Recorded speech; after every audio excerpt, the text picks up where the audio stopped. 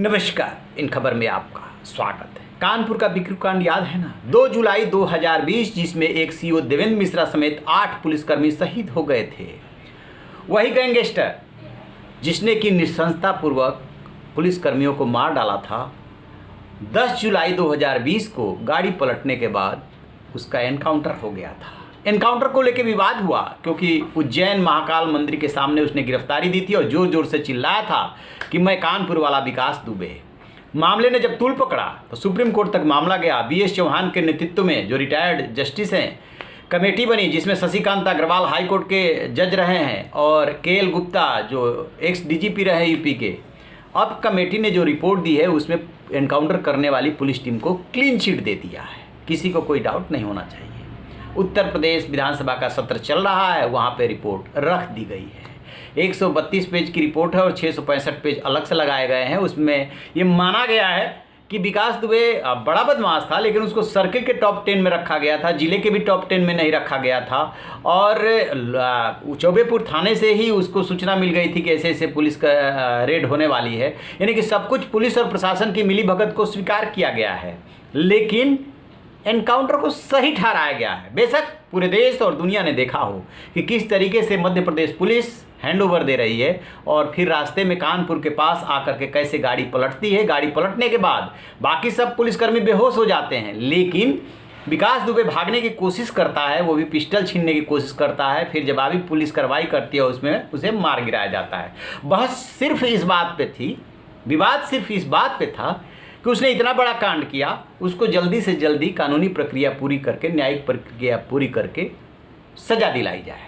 लेकिन UP police ने क्या किया था, यूपी सरकार ने क्या किया था कि उसका घर गिराया। घर गिराने के बाद एक एक करके उसके साथी एनकाउंटर में मारे गए। लेकिन अन्य एनकाउंटर से ये एनकाउंटर एकदम अलग इसलिए था कि सबके सामने उसने गिरफ्तारी दी थी। गिरफ्तारी के बाद वहाँ कोर्ट में पेश नहीं किया गया उज्जैन में, सीधे यूपी पुलिस ने हैंडओवर लिया और कानपुर लेकर के आ रही थी, रास्ते में ही एनकाउंटर कर दिया कानपुर के पास।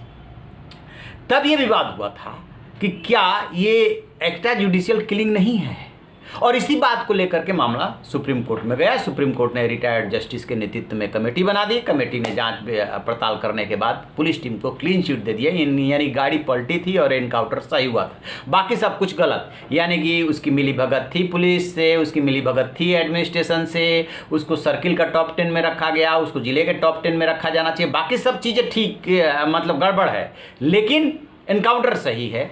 इसीलिए पुलिस टीम को क्लीन चिट दी गई है। अब आप इस पे यकीन करें न करें, लेकिन अब तो कमेटी ने सही ठहरा दिया। अब एक बात और इसमें है कि जो विकास दुबे की पत्नी है, उन्होंने एफिडेविट लगाया था कि ये फर्जी एनकाउंटर है।